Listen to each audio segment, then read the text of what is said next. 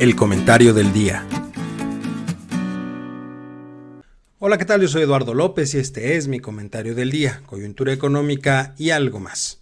Decía el gran McGrath, plantear ideas sin sustento es como construir castillos de arena. Se ven bonitos, pero son poco resistentes. Esta es la última parte del análisis del proyecto de Nación 2024-2030 propuesto por el partido Morena. Aquí los 4 puntos restantes del apartado económico. Primero, avanzar en un sistema de pensiones y jubilaciones dignas. Sobre este tema, hay que destacar la imperante necesidad de hacer un replanteamiento del esquema que existe en nuestro país. Actualmente una quinta parte del presupuesto federal, esto es aproximadamente 1 billón de pesos, está destinado al pago de pensiones tanto las contributivas como las no contributivas, siendo estas últimas las que por decisión del gobierno federal se le entregan a ciertos sectores de la población, por ejemplo, a los adultos mayores, y representan un gasto completo por parte de la federación, dado que la carga completa recae en el erario público, mientras que las contributivas son aquellas donde una parte es pagada por el trabajador, otra por el patrón y otra por el Estado. De acuerdo con proyecciones de la propia Secretaría de Hacienda, la tendencia a mediano y largo plazo es al alza. Esto es, cada año habrá mayor necesidad de recursos para poder cubrir los requerimientos financieros provocados por las pensiones. Por lo tanto, reformar el sistema es urgente. En lo presentado por Morena, no existe ninguna propuesta al respecto. Simplemente se habla de avanzar en un sistema de pensiones y jubilaciones dignas, lo que es muy genérico y deja mucho a la imaginación y poco a la realidad. 2. Desaparecer el pago a las pensiones y jubilaciones en UMA, Unidad de Medida y Actualización, y hacerlas en salario mínimo. Aclaremos algo. Lo que se encuentra en unidades de medida y actualización son las pensiones contributivas, es decir, aquellas en las cuales participan trabajadores, patrones y Estado. Cambiar el esquema provocaría un severo desajuste que implicaría una mayor necesidad de recursos. La pregunta es, ¿quién llevará dicha carga? ¿El trabajador, el patrón o el Estado? Considerando que ya hubo un incremento en las cuotas que deben aportar los patrones, lo lógico sería que le correspondiera ahora al trabajador. Pero hacer una modificación de este estilo es impopular y el gobierno carece de los recursos, así es que siguiendo la lógica de la 4T, tendrían que ser los empresarios quienes lo paguen, situación que tiende a encarecer el costo de los recursos humanos y crea 2 posibles soluciones en el mercado: disminuir la producción o disminuir la planta productiva, es decir, generar desempleo, opción más utilizada siempre. 3.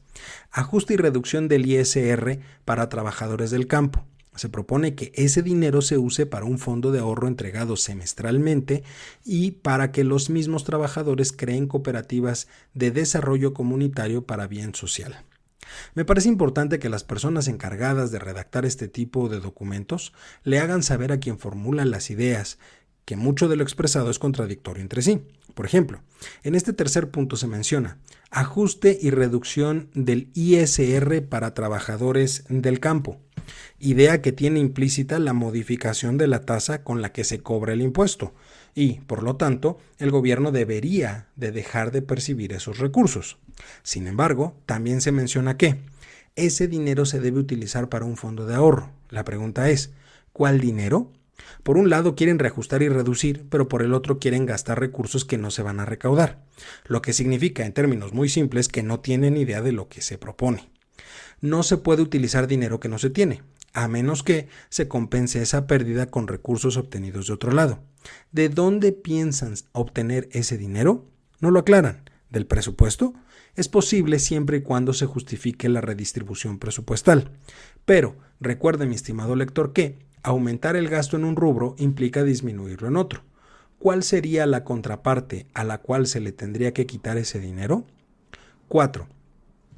Basificación de forma urgente a los trabajadores que están bajo contratos en la Secretaría de Salud y en la Secretaría de Educación de todo el país. ¿A qué se refiere con basificar a los trabajadores bajo contratos? ¿Qué tipo de contratos? ¿Cuál es el motivo por el que esos contratos se deben cambiar? ¿De cuántas personas estamos hablando? ¿Cuáles serían las condiciones de los puestos de trabajo de base? Nada de esto se aclara y lo único que queda implícito es que esta propuesta engrosaría la estructura tanto de la Secretaría de Salud como de la Secretaría de Educación y, consecuentemente, el gasto corriente. Ahora bien, ¿bajo qué salario estarían contratados? ¿Salario mínimo? De ser así, en ambos sectores se genera desincentivo, dado que muchos profesionistas de estos sectores pueden generar mayores beneficios por su cuenta que los que ofrece una base en el gobierno. Si por el contrario se ofrecen altos salarios, entonces es probable que se abra una puerta de corrupción en la asignación de esas plazas, algo que ha sucedido tanto en este sexenio como en anteriores, pero dicen no ser iguales.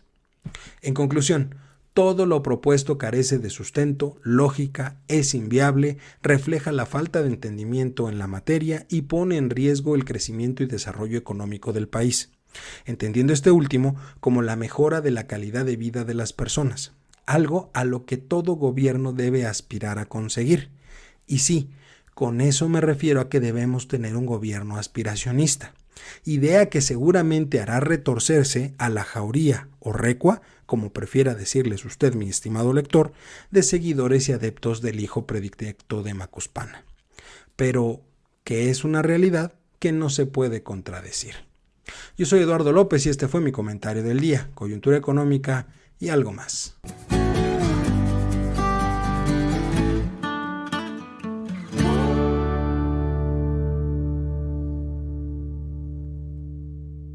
Recuerda que puedes escuchar esta y otras columnas de opinión en comentariodeldia.com, en las plataformas de Spotify, Apple Podcasts, Google o Amazon, y por supuesto no se te olvide seguir a @comentariodd en Twitter, Instagram y Telegram, y a @comentariodeldia en Facebook y YouTube.